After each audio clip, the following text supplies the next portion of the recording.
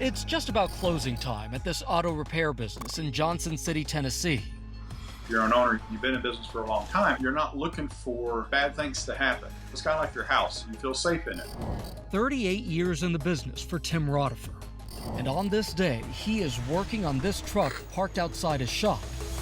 I no more turned away from the vehicle. Within just a few seconds, this man came up to the car as if he was standing on the side of the road waiting for me to turn my back.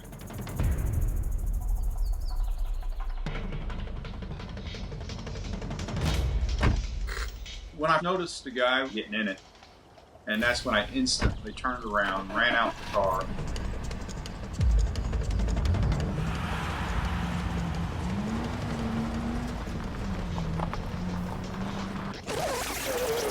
I dove through the window to try to stop him.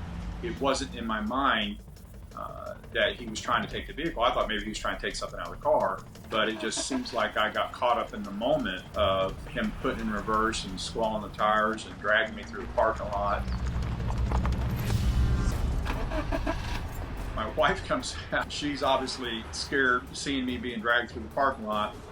She's trying to videotape this guy doing this, and everybody thought she actually had a gun out there, but it wasn't a gun, it was just her holding the camera. In the intensity of the moment, Tim's wife Laura isn't able to actually capture the scene. Luckily, the business security cameras do. I knew that he had no intentions of stopping, and I'm hanging on the side of this car for dear life at this point. I 100% thought I was going to die.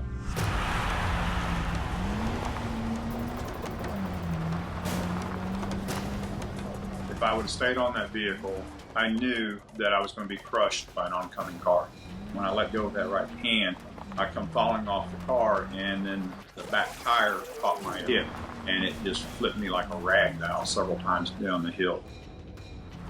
The rear tire actually runs over Tim's hip as the suspect roars off down the street. For Tim, this fight is not over. I laid there on my back for a moment, trying to get my composure and thinking, okay, I'm okay.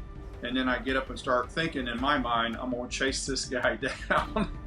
The adrenaline was kicking in, and you think you're okay, but then you realize the pain starts kicking in and you're not okay.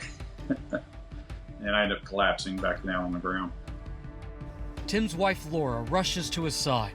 Her husband of 34 years needs medical attention. When you're in that moment, you're just not thinking. You're just reacting. It could have been much worse. Tim suffered a tailbone injury and some bumps and bruises.